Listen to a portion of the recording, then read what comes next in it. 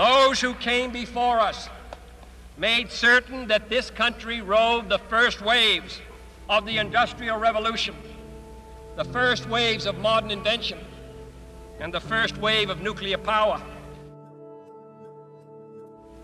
And this generation does not intend to founder in the backwash of the coming age of space. We mean to be a part of it. We mean to lead it. We choose to go to the moon in this decade and do the other things, not because they are easy, but because they are hard. Because that goal will serve to organize and measure the best of our energies and skills. Because that challenge is one that we're willing to accept, one we are unwilling to postpone, and one we intend to win.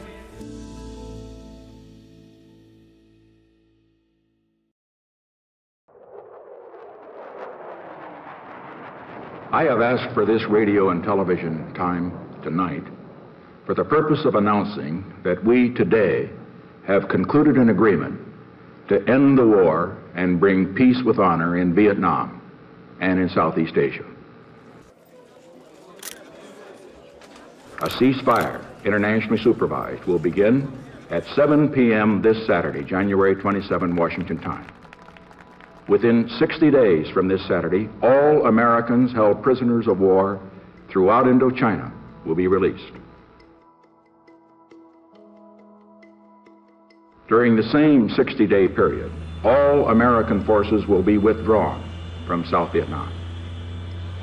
The people of South Vietnam have been guaranteed the right to determine their own future without outside interference. The important thing was not to talk about peace, but to get peace, and to get the right kind of peace. This we have done.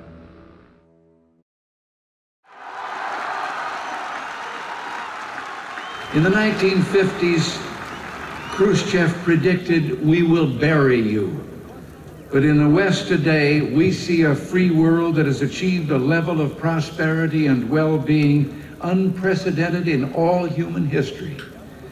In the communist world, we see failure, technological backwardness, declining standards of health, even want of the most basic kind, too little food.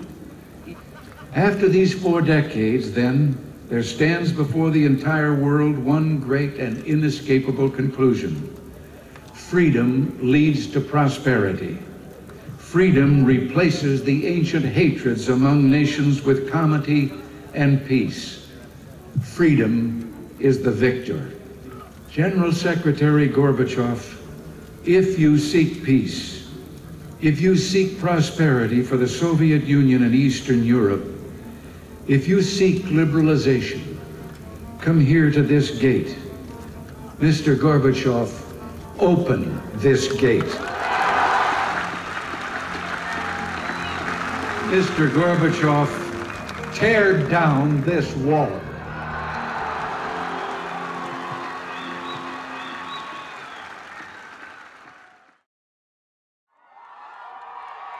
This morning, the Supreme Court recognized that the Constitution guarantees marriage equality.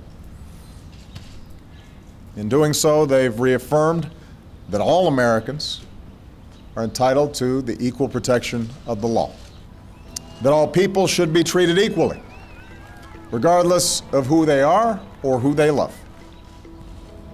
My administration has been guided by that idea.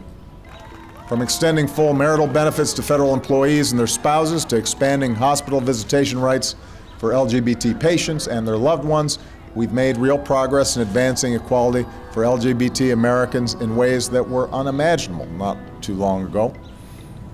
This decision affirms what millions of Americans already believe in their hearts. When all Americans are treated as equal, we are all more free.